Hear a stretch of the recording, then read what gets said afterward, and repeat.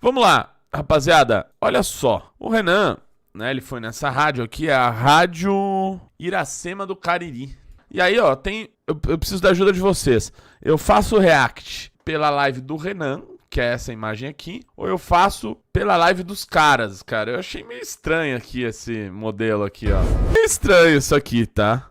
Digite 1 se você quer pela live IRL do Renan, ou digite 2 se você acha Alexandre de Moraes queira canetar. Vamos pela live do Renan, tá? É sabatina. As perguntas serão bem objetivas. Do que as regras são simples. Pergunta, 1 minuto. Resposta, 2 minutos. Para o debate aberto, teremos aí uma flexibilidade. A ação de tento fugir da pergunta. Senhores, o duelo hoje tem o prazer de receber pessoa muito importante para a política brasileira. Ele que vem aí despontando, vem aí alcançando terrenos, vem alcançando aí muita gente através, porque a idade Deixa eu dele, acelerar aqui. ele será Ó, o Renan não consegue desgrudar da tela, tá, rapaziada? Chama ele de mente tiktokizada. O cara é tela o tempo inteiro, cara. Ah, comentários e tal. Tela o tempo inteiro, velho. hoje, através da sabatina, que recebê-lo e vindo. Apresente-se, fale com a nossa audiência. Meu nome é Renan Santos, tenho 41 anos, então não sou tão jovem assim, mas me considero um jovem da geração Z, mesmo sendo da geração Millennial. Me considero eu sou um nordestino honorário, declarado pelos meus amigos de Pernambuco, mesmo tendo nascido na Moca, em São Paulo. Então, estou aqui para trocar ideias e será bem bacana trocar ideia com vocês. Então, agora você falou a sua idade aí, mas, sinceramente, não é reveladora essa idade, não. Viu? Eu acho que eu... A sua característica aí tá... Tô de camiseta. Tá muito... O que você está utilizando para ficar sempre jovem assim? Vamos deixar aí para você responder depois. Vamos agora apresentar os nossos debatedores. Vamos aí receber, com muito carinho, o Pedro Siebra. Boa noite, Pedro. Seja bem-vindo. Apresente-se. Fale com a nossa audiência. Boa noite, Joyce. Boa noite à bancada aqui. Boa noite, Laudir. Ao Renan também. Todo mundo que está acompanhando a gente, nossos telespectadores e ouvintes. Então, assim, vamos questionar tudo, né? Como é dito pelo lema do MBL. Ele tá aqui, inclusive. Aqui aí tá. Oi, aí, beleza? Tudo bem? Então vamos fazer perguntas sobre projetos, sobre a vida pessoal. Vamos lá, a gente quer briga, a gente quer briga. Oportunidade aqui de responder. Muito bem. Lembrando para nossa audiência que o nosso WhatsApp... Deixa eu acelerar aqui, né? Sem propaganda de WhatsApp. Aqui de toda a idade. Ai, meu. Pelo menos vem uma no Ceará, né, sobre o combate à criminalidade e tudo. Então, eu queria saber como é que... Porque em um dos seus últimos vídeos, você chegou a falar publicamente e categoricamente que iria prender o governador Elmanes de Freitas, né? Eu gostaria de saber como é que você faria isso sem ferir a Constituição, levando em consideração que um presidente ele não tem poder para prender um governador. Pode responder já? Sim, você tem 2 minutos. Tá, de maneira... deixa eu só deixar aberto aqui nos comentários. De maneira bem Aí, clara... ó a mente tiktokizada, que nós vamos fazer uma intervenção nos estados. Os estados que não estiverem cumprindo o seu dever constitucional básico, que é garantir os direitos humanos das pessoas que lá moram, eles terão uma intervenção. Governadores que não estiverem trabalhando de maneira efetiva para garantir a segurança da população, eles serão alvo dessa intervenção. O governo federal dispõe de medidas, como, por exemplo, um estado de defesa, que, dado que o Estado brasileiro está correndo riscos, ele, com esse instrumento constitucional, ele pode atuar em determinadas áreas. Se este agente político, por exemplo, um governador, não está em conformidade com os preceitos constitucionais da atuação de um governador, como, por exemplo, garantir a lei e a ordem no seu estado, como é o que acontece aqui no Ceará, ele tem que ser afastado. Se, nas investigações que vão ocorrer sobre a atuação de cada um, ficar demonstrado que esses governadores têm proximidade com o crime organizado, ou leniência com o crime organizado, aí eles estão colaborando com o crime organizado. E aí eles podem vir presos. E sim, eu considero de maneira clara que muitos governadores são lenientes e não cumprem seu papel constitucional com a população do seu estado. O Eumano está permitindo que existam cidades fantasmas aqui no estado do Ceará. Eu visitei uma cidade fantasma ontem. A atuação foi leniente. A polícia fez escolta para que a população saísse daquela cidade. Isso não é aceitável, isso não é normal. E do ponto de vista aí constitucional das intervenções que eu quero fazer... Pessoal, essa câmera aqui é a câmera da nossa live, né? Não é a câmera do programa lá, mas eu achei meio zoado aqui, ó, a câmera deles. Então, eu prefiro assistir na nossa, tá? As intervenções não só baseadas nas questões por exemplo, de, sei lá, calamidade, como a Constituição já prevê. Tem o artigo 34, 35 e 36 da Constituição que trata de intervenções em municípios e estados. Tem que ser previstas intervenções no caso de abandono das garantias de segurança pública. Para alterar uma Constituição, existe uma PEC, que é um projeto de emenda à Constituição. E aí o presidente da República pode tocar isso. Muito bem. Agora nós vamos direcionar a pergunta agora. Aliás, nós vamos pedir para o Laudir Mota fazer a pergunta. E está referida à segurança pública e Estado de Direito. Laudir Mota. Não, mas... O debate está aberto. Não, depois, se quiser, pergunta. Aí, Renan, pode fazer. Bem, Renan, um dos principais motes, digamos assim, dessa sua pré-campanha é um lema, um slogan, que é o Prendeu Matou, que o Arthur está, inclusive, usando. Em entrevistas recentes, você já comunicou que, na verdade, isso seria uma forma de sintetizar a sua ideia de combate a facções, que é a ideia do Vieram direito penal do inimigo. preparados. O que eu gostaria de ouvir, objetivamente, de você é que, dentro dessa gama da teoria do direito penal do inimigo, o que especificamente você pretende trazer para o ordenamento brasileiro para combater as facções? Uma coisa que é clara, muita gente tem uma visão meio assustada do que é o direito penal do inimigo. O direito penal do inimigo ele já foi implementado aqui no Brasil anteriormente. Por exemplo, quando houve em 2013 aquelas manifestações muito grandes, passaram uma série de leis que ajudaram as investigações. A delação premiada é um instituto que pertence ao espírito do direito penal do inimigo. Então, o direito brasileiro é capaz de receber dentro de si elementos da teoria do Günther Jacobs, que é o direito penal do inimigo. E ele passa pela seguinte presunção: a ideia de que pessoas que não reconhecem o Estado de Direito, não se reconhecem como parte do Estado de Direito e que cometem crimes de maneira recorrente, sem aceitar a autoridade do Estado, elas passam a ter o seu próprio direito de defesa mitigado e o Estado passa a ter medidas que são rápidas, que é o que eles chamam de direito penal de terceira velocidade, para que ele possa, rápidas e duras, para que ele possa chegar até aquela pessoa e, com base nisso, ser efetivo em evitar o crime ou garantir a autoridade do Estado Democrático de Direito. Já passou, assim, para ser bem claro, o governo atual tem um projeto de lei que é direito penal do inimigo puro, que é a lei que configura as facções como grupos terroristas, retirando certas prerrogativas do faccionado de defesa dele, aumentando muito as penas e tornando o Estado mais rápido e efetivo em atingir isso. Então, assim, é tão passível de ser recebido o direito penal do inimigo na legislação brasileira que o próprio governo mandou projetos que o Congresso já está debatendo. Então, não é esse monstro todo. É um entendimento que nós precisamos ter. É isso, de maneira simples. Muito bem. Você defende políticas associadas ao direito penal do inimigo. Também. O STF entende que esse modelo é incompatível com o artigo 5º da Constituição. Entende? Como implementar essa proposta sem rasgar a Constituição?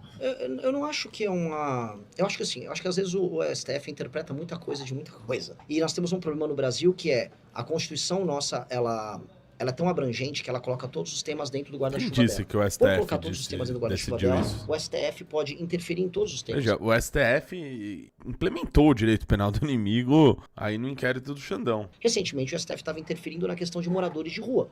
Ah, não, você não pode retirar um morador de rua da rua, você vai ter que deixar o cara morando lá, depois ver o que acontece. Isso aconteceu em São Paulo, deu uma briga, inclusive, entre o prefeito de São Paulo e o Alexandre de Moraes, que monocraticamente estava decidindo esse tema.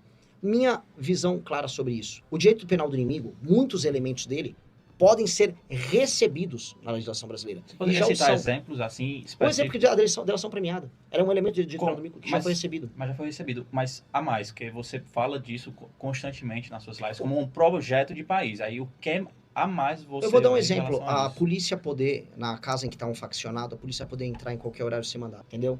Uma região tomada por faccionado, que você declara um estado de defesa, você atuar naquela região. Isso é um exemplo dentro do estado de defesa, mas o cara, você poder buscá-lo, você poder fazer buscas e apreensões, você fazer quebras de sigilo bancário, sigilo fiscal, tudo muito rápido sobre essas pessoas em lote, com base em investigações que estão rolando em curso.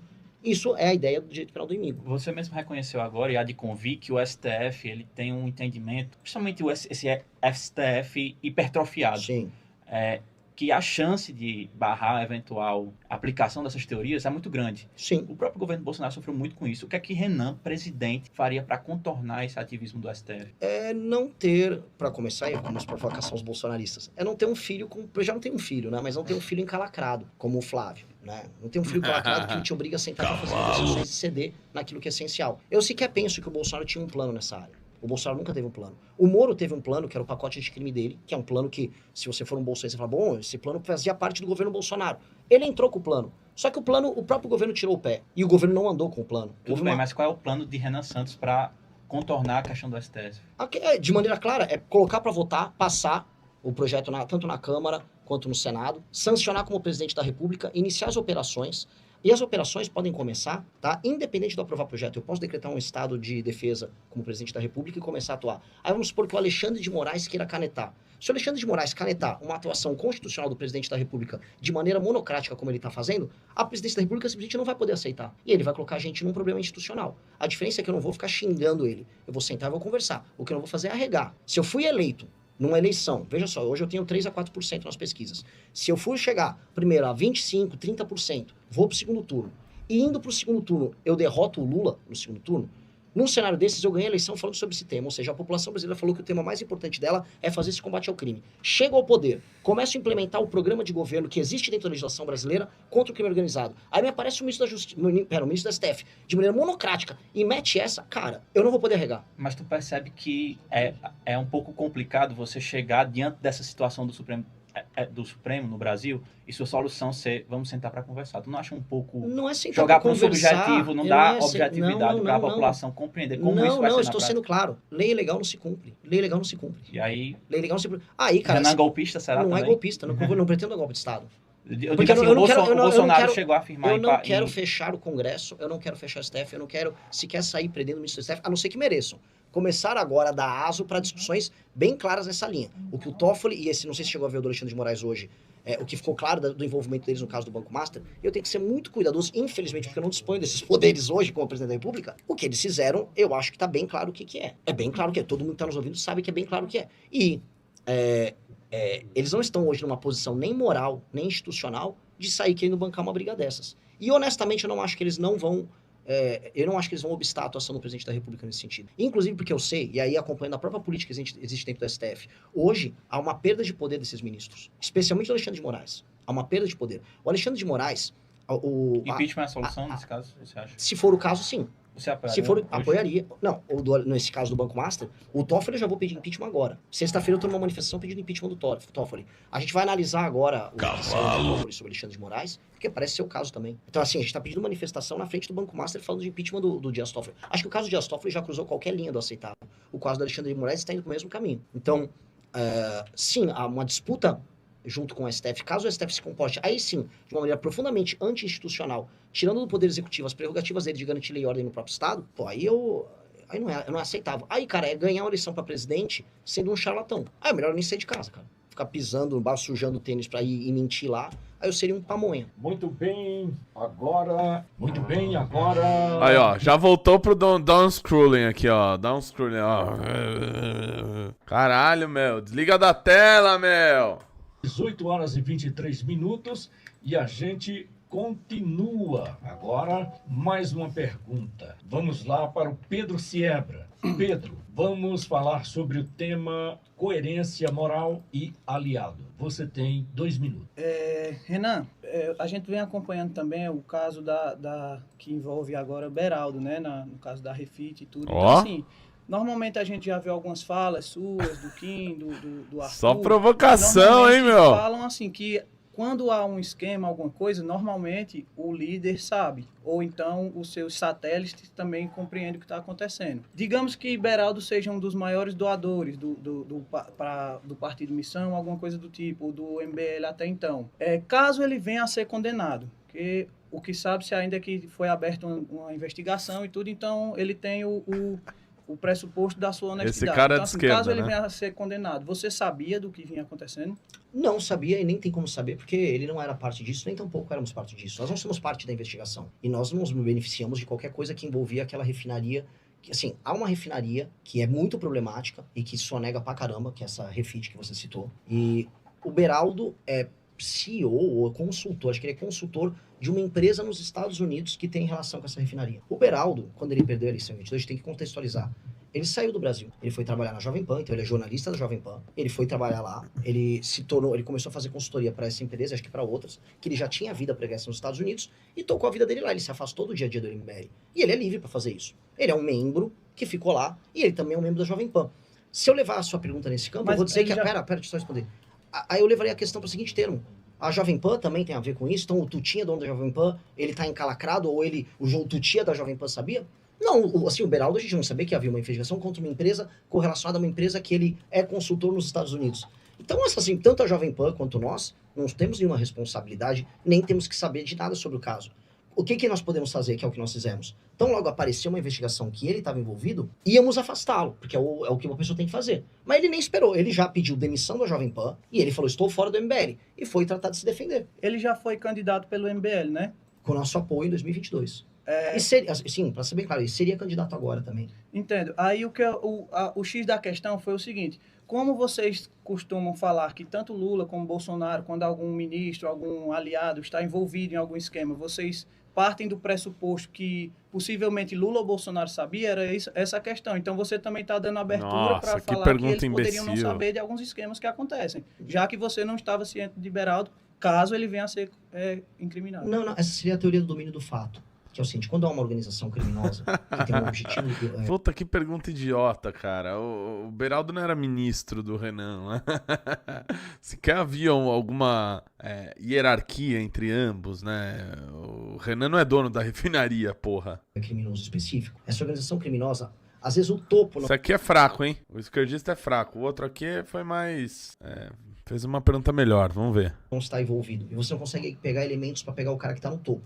Mas você consegue pegar elementos de quem está no meio e, no final, o topo é beneficiado por aquilo. Dizer que ou a Jovem Pan ou o MBL estavam se beneficiando de um esquema de sonegação de uma empresa do Rio de Janeiro por conta do Beraldo, que ele era um apresentador em um, ou ele era um ativista político no outro, é literalmente a não aplicação disso. Em tese, se eu for pegar a autoria do domínio do fato e falar o Beraldo, vamos dizer que ele faz parte de um esquema, que seria isso. Aí é para chegar no topo da empresa que comete esses crimes. Mas- Não da gente. No caso, Bem, senhores, Ou sei lá, o Beraldo foi numa padaria, aí o padeiro, tipo, porra, cara, o padeiro tinha que saber, meu. nós vamos para um pequeno intervalo.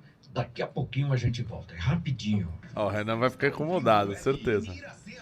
é só 30 segundos, né? Cara, eu nem sei.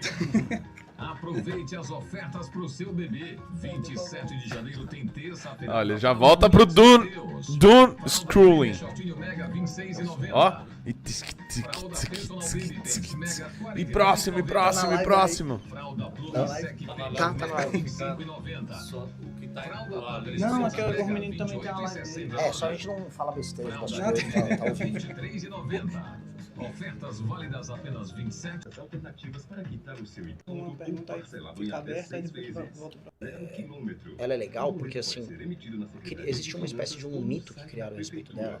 Que é tipo assim, nossa, o cara vai botar o... Deixa eu ver aquele filme The Purge, tipo assim, vai ter o dia do expurgo, isso vai ser aquilo. E não é, cara, é um negócio racional.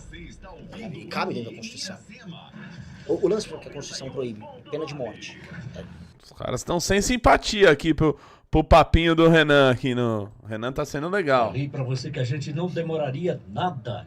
Já estamos de volta. Olha, mandamos Ricardo Gurgel, grande... Vamos acelerar pra... Muitos setores da economia brasileira pagam muitos impostos. Isso acontece maiormente no setor da atividade produtiva da indústria de transformação, que ela é muito penalizada no modelo tributário brasileiro. Mas para fazer qualquer corte de impostos, a gente tem que ter também um corte que altere o horizonte de gastos brasileiro. A dívida está ficando muito grande aqui no Brasil, os gastos estão muito altos, então a gente tem que mexer na estrutura de Estado e mexer também na questão fiscal. Então, você mexe na questão fiscal, você pode mexer nos juros e nos impostos. Então, nós vamos tratar disso, é um tema central no governo nosso, mas isso vai ter que acontecer concomitantemente a gente pagar a reforma. Ou seja, eu vou pedir pra galera, eu quero pagar menos impostos, tô contigo, agora me ajuda a cortar os gastos, que eu vou arrumar um monte de briga pra fazer isso. Muito bem, resposta aí para o nosso ouvinte, o Ricardo Gurgel, lá em Natal, Rio Grande do Norte. Agora vamos para mais uma pergunta agora, o Laudi Mota. O tema é Zonas Econômicas Especiais. Você tem 1 minuto. Renan, o MBL Vamos lá. se notabilizou nacionalmente por ter essa pecha de movimento liberal. Nos últimos meses, você vem fazendo uma certa ruptura, defendendo uma espécie de pragmatismo econômico ao defender políticas consideradas heterodoxas, como você mesmo disse. E isso se aplicaria especialmente à sua visão sobre o Nordeste. A minha pergunta é muito simples. Nessa seara, você faz um paralelo em algumas lives, em algumas entrevistas, às zonas especiais da China, como um exemplo de política a ser seguida. O que exatamente do modelo chinês Renan Presidente aplicaria no caso do Nordeste do Brasil? Vamos lá. O contexto de uma zona econômica especial Pergunta não seria uma moleza. zona econômica especial focada em produção para o consumo interno do Brasil. Porque senão a gente vai gerar mais uma distorção econômica, como por exemplo a Zona Franca de Manaus. O objetivo aqui é bem claro. Nós precisamos acelerar o crescimento econômico no Nordeste e gerar classe média no Nordeste de maneira desesperada. É uma coisa civilizacional. A gente precisa gerar classe média no Nordeste. Isto posto, aqui tem várias vantagens comparativas. É Pessoal, bizarro. quero mandar um abraço aqui pro Ops Lima, também conhecido como Orlando Lima, aí, que é mais um telespectador aí desta live, tá? A gente exportar por Porto de Santos, dado que os mercados consumidores nossos, para produtos industrializados, vamos colocar assim, porque se eu falar de agro, a gente teria que exportar pelo Pacífico, O Orlando Lima, inclusive, que está lendo agora um prefácio de um livro, né? Um belo de um prefácio de uma obra que será prefaciada por mim. Ele pode atestar sobre isso. Em breve vocês terão novidades sobre isso. no hemisfério norte, no Atlântico Norte, que seria Estados Unidos e Europa, para dar dois exemplos de mercados óbvios. Portanto, a região Nordeste ela é privilegiada em termos logísticos para isso. Então, uma zona econômica especial no litoral faz sentido. E a zona econômica especial da China fica justamente na região leste dela, na faixa litorânea. Inclusive, todo o fluxo migratório e populacional foi todo para lá, porque foi lá que a China investiu. O que a China faz ali? Escolhe uma zona logística muito boa, gera concentração de capital humano ali, Mas se investe em fudeu, infraestrutura Leandro logística, Daniel. A live e aí é ela minha, tem porra. marcos regulatórios muito claros. Eu tô falando aqui, é fácil demais contratar. A legislação trabalhista lá é super aberta. Vamos ser claro aqui pra gente não ter conversa mole. Os sindicatos são controlados lá na China. Eu vou ouvir os live Você tem pics uma depois do participação React, ativa tá? da É parte do rápido Estado em aqui. financiamento e investimento em pesquisa. E uma política Pode de mandar que eu tô captação vendo aqui. de Tá empresas de chegando. outros países para se instalarem ali. É exatamente isso que a gente precisa fazer. A gente precisa de um regime trabalhista especial. A gente precisa de um regime tributário especial.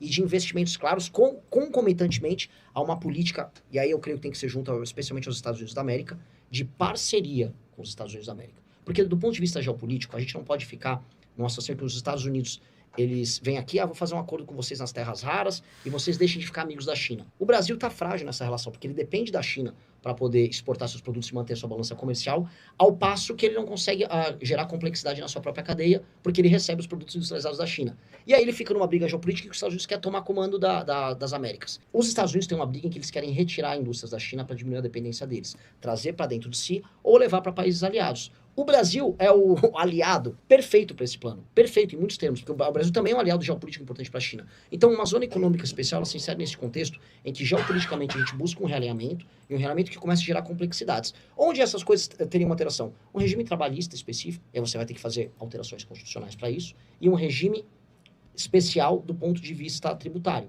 Muito bem. E investimentos brabos em infraestrutura. Sim, Muito mas bem. nessa linha é importante esclarecer alguns pontos. Primeiro que uma reforma trabalhista muitas vezes pode acabar esbarrando em barreiras constitucionais de cláusulas pétreas. Como seria? A minha pergunta ela é mais, eu quero o CEP, o endereço, o nome da rua e o número dessa proposta. O que mudaria na legislação trabalhista?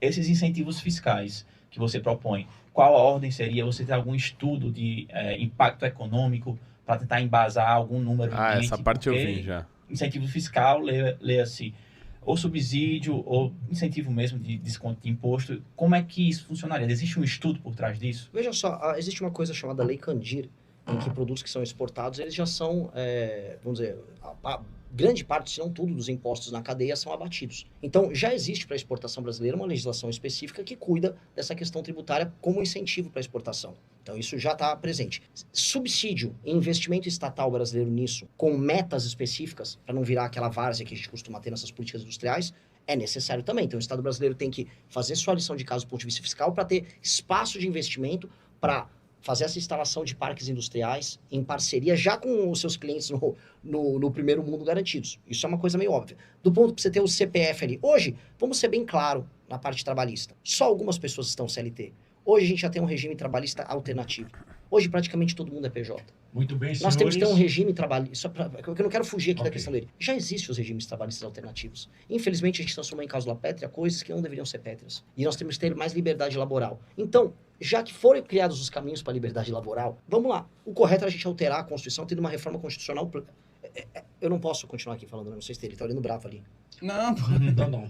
Posso? Pode ficar à vontade, é porque é o seguinte, nós temos aqui um roteiro Eu não sabia. e dentro desse roteiro nós temos as perguntas que ainda são É que é boa a muitas. pergunta dele. Ainda muitas. tinha uma coisa que é muito importante, você não falou se tem um estudo de impacto sobre isso, porque a sua proposta heterodoxa, ela gera um custo muito importante, e a gente não pode se arriscar a fazer um investimento, seja abrindo mão de receita os Ele quer dados, ele quer Não dados. sabe qual vai ser o impacto dela. Você percebe que se você fizer isso sem um estudo econômico, você vai transformar seu eventual mandato na questão econômica num laboratório de experiências. Você não acha que precisa de um estudo para isso?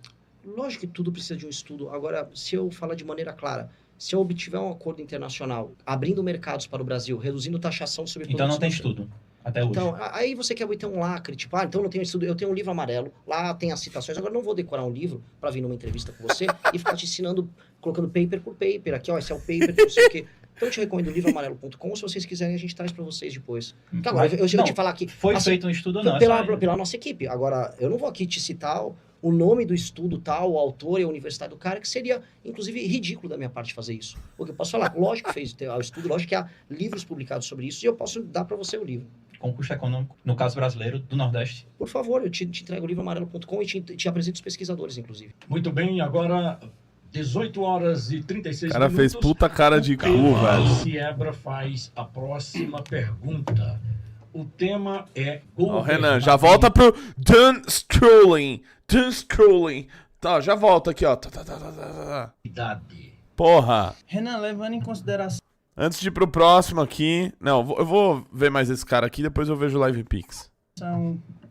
essa sua questão, ou essa sua sina, com essa parte da intervenção no Nordeste, ou principalmente no Ceará, né, que hoje vem vivendo um problema de segurança pública, algumas pesquisas já apontam Ciro Gomes com 10 pontos na frente de Almano de Freitas. Desculpa. Não, tranquilo. E também com chances reais de vencer a eleição no primeiro turno, inclusive. Então, assim, eu queria saber que eu sei que você já teceu alguns elogios a Ciro Gomes, como também já teve problemas com Ciro Gomes, Como todo mundo no Brasil.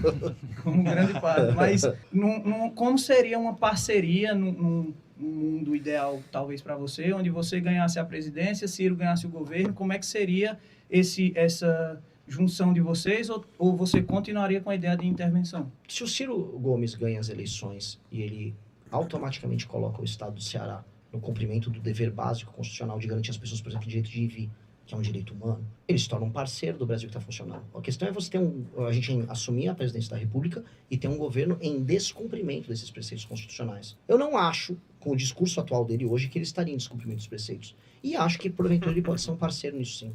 Eu vejo da parte dos trabalhistas algumas revisões em posições históricas de proximidade com a esquerda. E eu acho que o Ciro, não digo que ele está dando uma guinada à direita, mas no mínimo ele está levando a direita a sério como um parceiro para o debate. Eu acho que o Ciro pode ser um parceiro nesse caso, sim. Eu gostaria de um momento certo conversar com ele. Então, no caso vocês cheguem no executivo, ele do Estado, você da federação, vocês teriam um clima... Todo governador, mesmo de Se esquerda, trabalhar direitinho, porra. todo governador, mesmo de esquerda, que quiser compartilhar do nosso combate, que é a plataforma, que eu estou colocando aqui para vocês que estão assistindo. Vamos supor que eu ganhei a eleição presidencial. Todo governador que contribuir com o cumprimento daquilo que foi ancorado nas nossas propostas e que será política de governo e política de Estado, porque a defesa do nosso espaço, do nosso território e a garantia dos direitos humanos dos brasileiros de ir a vir, não é uma questão de governo, é uma questão de Estado. Todo mundo que estiver colaborando com isso, e mais, não gerando, vamos dizer, objeções a isso, ou atrapalhando, colaborando com o crime organizado, será bem-vindo no combate. Se o Jerônimo, é que eu duvido que vai acontecer, mas se o Jerônimo da Bahia quiser colaborar, eu vou ficar muito surpreso, mas seria muito bom. Renan, também tem algumas situações, como você Moleza tá falando essa. de mudar um pouco o foco agora e falar um pouco de projeto. Esse prendeu, matou aí, pelo que eu entendi, ele vem numa questão mais de faccionados, acredito eu. Você falou em relação a prender o faccionado e caso ele venha a resistir, seria alvejado ou morto, né? No caso, então assim, o prendeu, matou vem disso. Serve para político também o prendeu, matou? Olha, se o político tiver com uma metralhadora na mão, levando alguém a risco de morte, acho que sim, né? Acho que a gente já teve um caso aí próximo disso, que foi o Roberto Jefferson atacando granada na Polícia Federal. Acho que caberia ali, no caso, o prendeu, matou.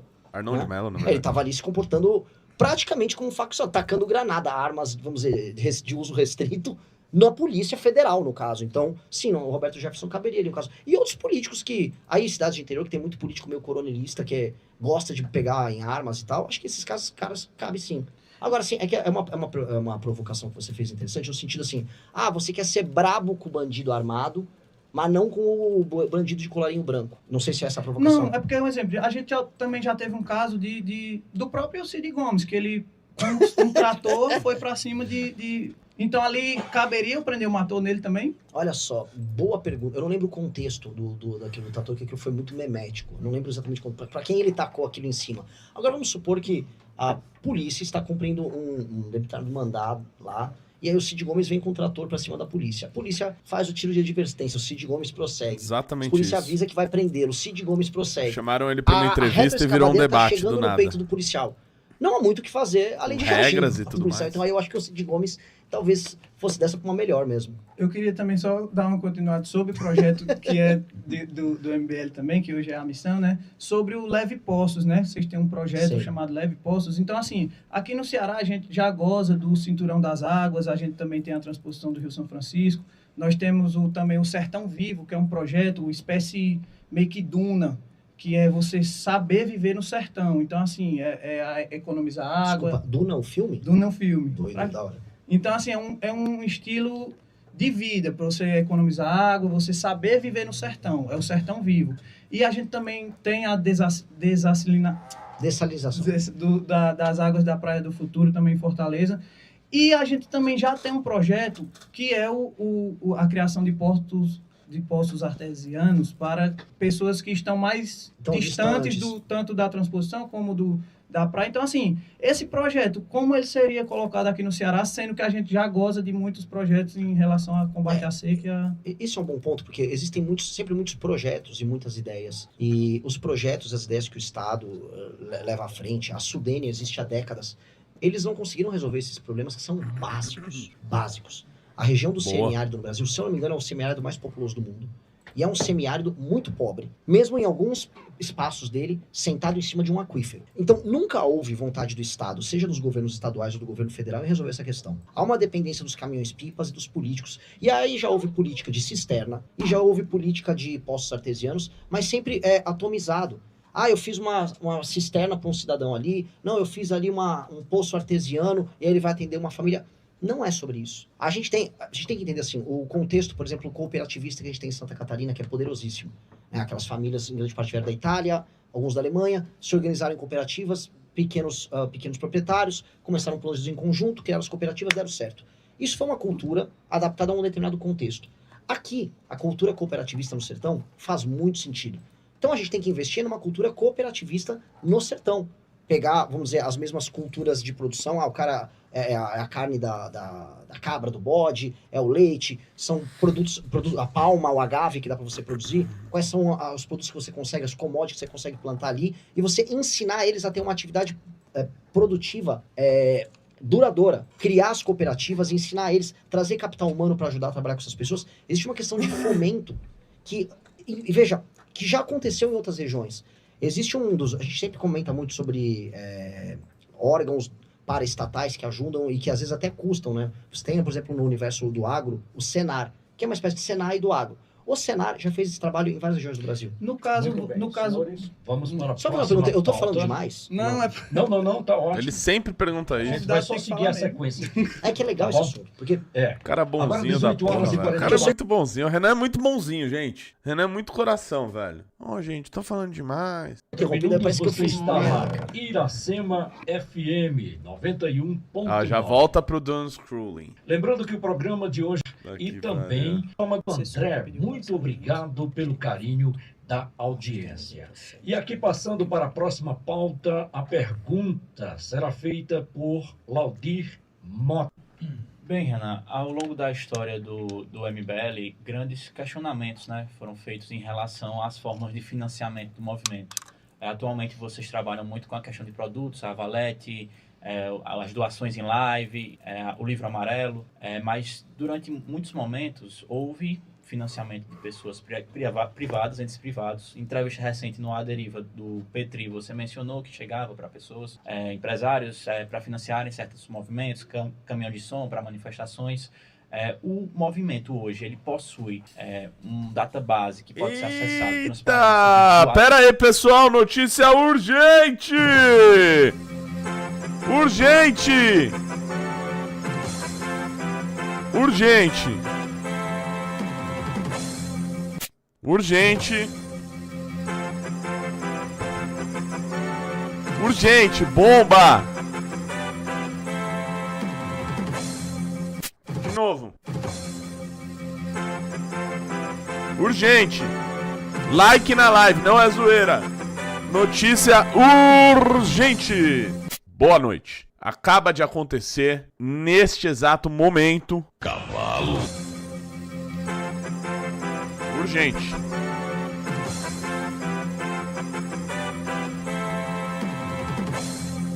Urgente, bomba! O governador Ronaldo Caiado acaba de anunciar a sua filiação no PSD. Ele foi pro PSD e gravou ao lado do Ratinho Júnior e do Eduardo Leite, pessoal. Ah, pessoal, menos um.